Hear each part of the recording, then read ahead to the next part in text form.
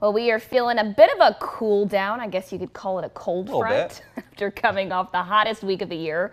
Last week, of course, we were dealing with triple digits, even reaching 109 on Wednesday. Yeah, so it's feeling better now, but we're not out of the woods when it comes to the risk of heat illness. And as part of our commitment to simple health, Pflugerville Fire Chief Nick Perkins is here to talk about when heat illness can become a problem. And I guess I want to start with, we're in the 90s now, we were in the hundreds. Does that make a significant difference when it comes to heat illness?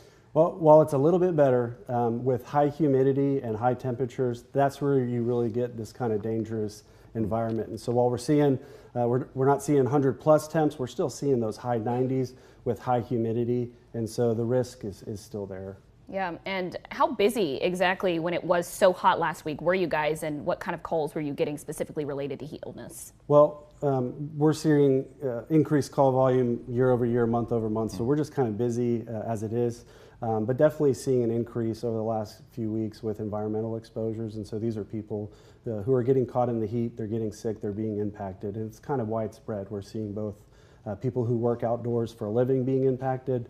We're seeing people who just underestimated the heat, and then obviously the impacts to our workforce with firefighters who are wearing really heavy gear working out in the heat as well.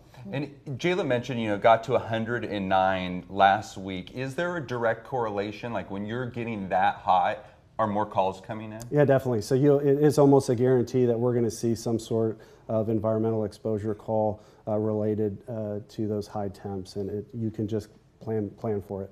And so just to pick up on that, there's heat exhaustion and then there's heat stroke. What's the difference between the two, and I guess which one is worse? Right. So really what you're looking at is kind of a progression. When you're working in that environment, you're going to see signs and symptoms that are related to heat exhaustion. And this is going to be profuse sweating. You're going to feel some impacts, maybe some cramps.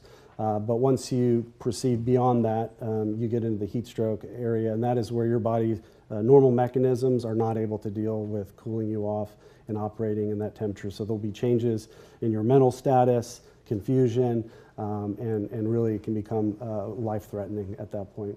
We talk about this all the time because obviously it is so hot here, but you really don't realize how serious this is until it really creeps up on you.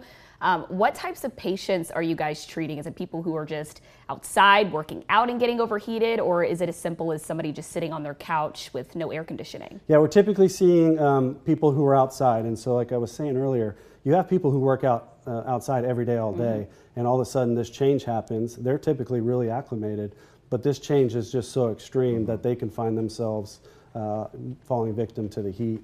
And then we'll see people who are out doing yard work, who are out working outside, who typically don't work outside and find themselves being affected by the heat.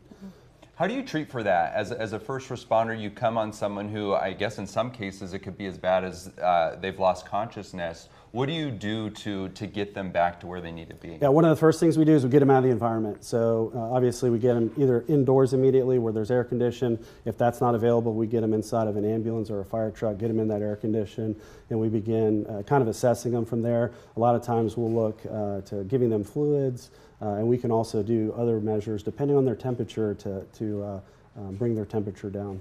Obviously, your firefighters are wearing a lot of gear when they're out in these same conditions that the rest of us are in. Is this something that they are very aware of, and what precautions do you take to keep your men and women safe?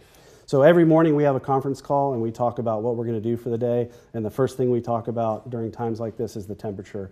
And so what it means for us is that we're going to take work-rest cycles, and they're going to be very defined. So we're going to work a specified period of time, and then we're going to take a second to take a break, relax, get out of that heat, and then kind of cycle through like that. We also hammer being hydrated before you show up to work, hydrating while you're at work, and hydrating after work. Those are the big things that we message. And typically on these larger incidents like a wildfire, an apartment fire, we'll probably bring in some extra resources that we have more people available to help out. Yeah, great tips. Great tips, good advice for anybody really who's going to be outside to hydrate and be ready. Chief Nick Perkins with Pflugerville Fire, we appreciate your time. Yeah, thank you. Appreciate it.